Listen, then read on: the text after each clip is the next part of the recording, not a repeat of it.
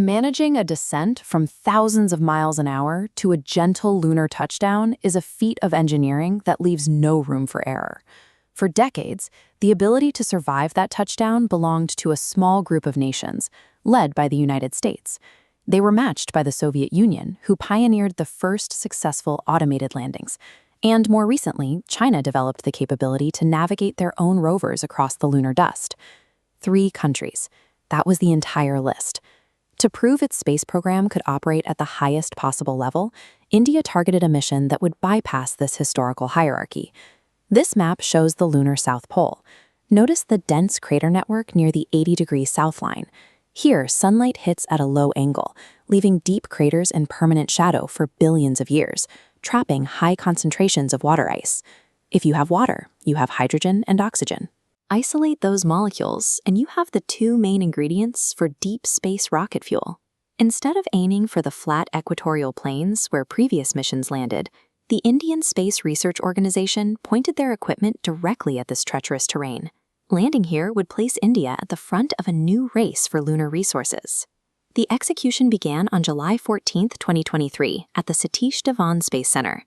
To get the Chandrayaan-3 mission off the ground, ISRO relied on the heavy-lift LVM-3 launch vehicle. The spacecraft spent weeks in transit, executing a series of precise orbital maneuvers to align its trajectory with the Moon's southern hemisphere. By August 23rd, the spacecraft reached the final descent phase.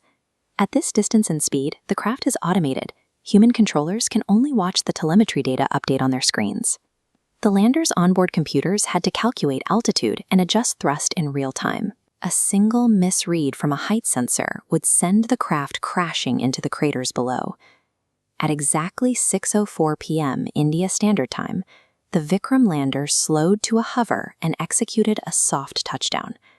Shortly after, the Pragyan Rover slowly rolled down the ramp and made direct contact with the lunar surface.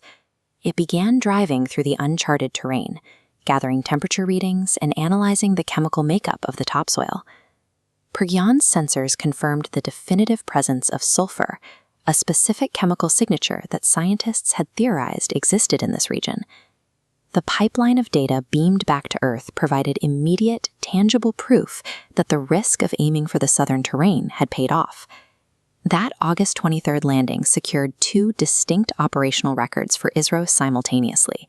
First, India became the 4th country in history capable of executing a soft touchdown on the Moon. Second, India became the only country to successfully land a craft near the lunar South Pole. The landing triggered celebrations across the country, as millions watched the live feeds confirm the mission's success. Internationally, Chandrayaan-3 served as a demonstration of India's aerospace engineering, validating their technological independence and elevating their standing among global space powers. With functional machinery now resting in the most strategically valuable region of the Moon, India has positioned itself to lead the next era of human lunar expansion.